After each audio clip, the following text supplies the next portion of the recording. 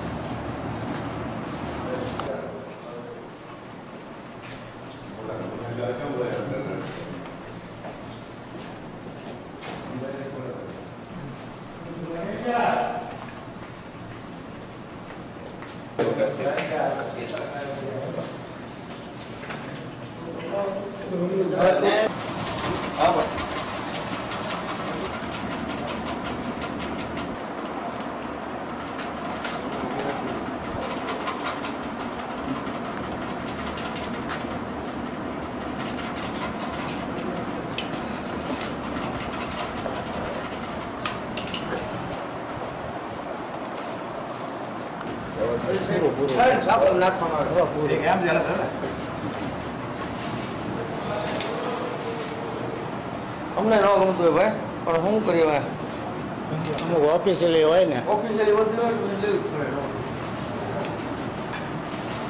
પડે। કઈ રીતનું હતું, કઈ રીતની લાંચ લેતા, કઈ રીતના ભાવનગરના પત્ની છે ફરિયાદી મુકેશભાઈ ભરતભાઈ, એનો ભાઈબંધ 4/5/2013ની રાત્રિના ફરતા હતા ત્યારે લાંચ માંગનાર વિરમદેવસિંહે કીધું કે તમે અહીં ખોટા રખડો તો છોકરીઓના નામ લો છો એટલે તમને ફિટ કરી દેવામાં આવશે, તેમ કહીને ₹15,000ની માંગણી કરેલી અને રકઝકના અંતે ₹3000 આપવા જણાવેલું। આજે સાંજના શિવાજી સર્કલે ₹2000 લેતા આ વિરેન્દ્રસિંહ અને તેમની સાથેના દિલીપસિંહ બંને પોલીસવાળા પકડાઈ ગયું છે, એની કાર્યવાહી ચાલુ છે। આ બનાવે પોલીસ બેડામાં ચકચાર જગાવી છે।